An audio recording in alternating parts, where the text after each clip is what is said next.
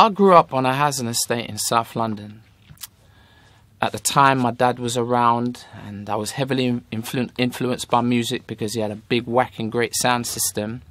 And I used to play reggae music predominantly, and I used to love it. After a few years, when I was about 8 years old, my dad left, and my mum, doing her best trying to raise us, sent us to church. Stopped going to church after about a year, and got into BMXing and body popping, break dancing, got into girls, and then basically I stopped going to church and kind of stopped thinking about God. When I was about 20, I met this girl, and previously to meeting her, she'd been involved in drugs and kind of drinking and like living really promiscuously. And someone had spoken to her about Jesus. And she was like, nah, man, not really interested in Jesus. And God, Jesus is not going to be interested in me because I'm the kind of things that I do. Then after about 2 or 3 years, a friend of hers became a Christian. And this friend invited her to church. And so she was like, sure, I've tried different things and nothing's worked. She tried it. And she went to church. She came back with a Bible. We were living together at the time. She began to really change. Stopped drinking, stopped smoking. And one day she just said to me, you know what, Robert? No more sex. I thought, you know what? She must be in some kind of a cult. She says to me, look, why don't you come to church? And I thought, yeah, I'm going to come to church. And I went along, and I took a friend of mine along with me, kind of like for moral support. When I got there, it was not what I expected. Kind of halfway through the message, I was really stunned because what the preacher was saying really made sense. And for the first time in my life, I really begun to really understand the good news about Jesus. Now, initially, it wasn't good news. It was bad news because he made me aware that I was a sinner. Now, I knew that because of some of the things that I'd done in the past, but I didn't realize that there was a penalty for sin, and that the penalty was eternal separation from God in hell.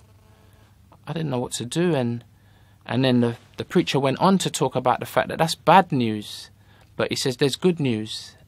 And he went on to say that even though God was going to punish sinners because of their sinful lifestyles, God at the same time wanted to forgive. And he quoted a verse from Romans chapter 5 verse 8, which says that God has demonstrated his love for us, even though while we were still sinners, Christ died for us. But the condition was that I would change the way that I think about my sinful behavior and accept him as my savior. And I thought, but wait a minute, this is a deal that's too good to be true. I was like, yeah, definitely. But at this point, I was just thinking about it. While I was thinking about it, my girlfriend and my friend both responded.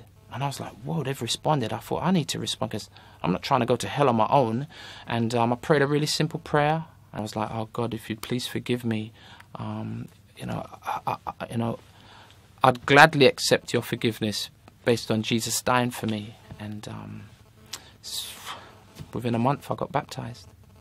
Since becoming a Christian, my life has changed dramatically. I mean, my sinful behavior prior to becoming a Christian, that's changed. You know what I mean? I still fall short and I still make mistakes.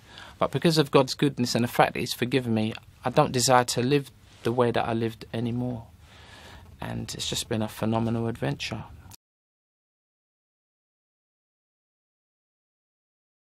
Alright, check it.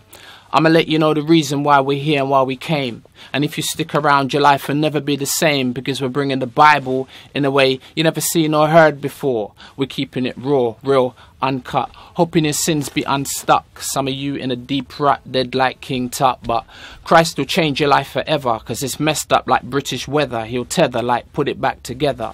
Once you hear the message we bring, the songs that we sing, lyrically lifting up our King.